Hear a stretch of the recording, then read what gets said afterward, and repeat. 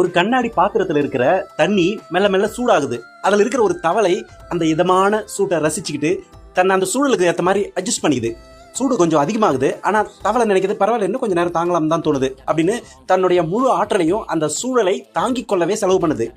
இப்போ தண்ணி ரொம்ப அதிகமா கொதிக்க ஆரம்பிக்கும் போது அதுக்கு என்ன பண்றதுனே தெரியல. ஏன்னா அது ஏற்கனவே அட்ஜஸ்ட் பண்ணியே தன்னோட மொத்த எனர்ஜியும் இறந்ததுனால இப்போ அதனால எகிரி குதிக்க கூட முடியல.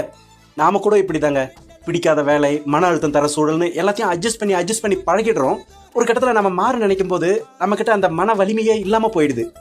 சூழலோட ஒத்து போறது, அட்ஜஸ்ட்மெண்ட் பண்ணிக்கிறது நல்ல பண்பு தான். ஆனா அந்த சூழல் உங்களை அழிக்குதுன்னு தெரிஞ்சா கூட அங்கிருந்து குதிச்சு வெளியே வர்றது தானே புத்திசாலித்தனம்.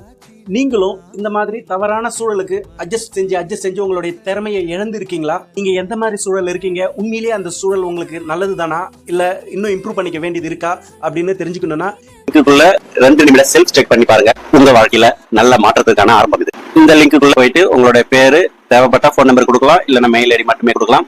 கீழே ஒப்புக்கொள்கிறேன் அதுல வந்து கிளிக் பண்ணிட்டு உள்ள போனீங்கன்னா கேள்விகள் கேட்கப்பட்டிருக்கும். அதுக்கு தற்போதைய சூழ்நிலை உங்களுக்கு என்ன தோணுதோ அதை பதில் அளிச்சுட்டே வரும்பொழுது இறுதியாக உங்களுடைய ஸ்ட்ரென்த் என்ன, வீக்னஸ் என்ன, இதெல்லாம் கவனம் செலுத்தணும். அதுக்கு தகுந்த உதவி மற்றும் பயிற்சிகள் ஏதாவது தேவைப்படுதுனாலும் நீங்க 30 மினிட்ஸ் செஷனுக்கு புக் பண்ணிக்கலாம். ஸோ அடுத்த வீடியோ சந்திப்போம். நன்றி.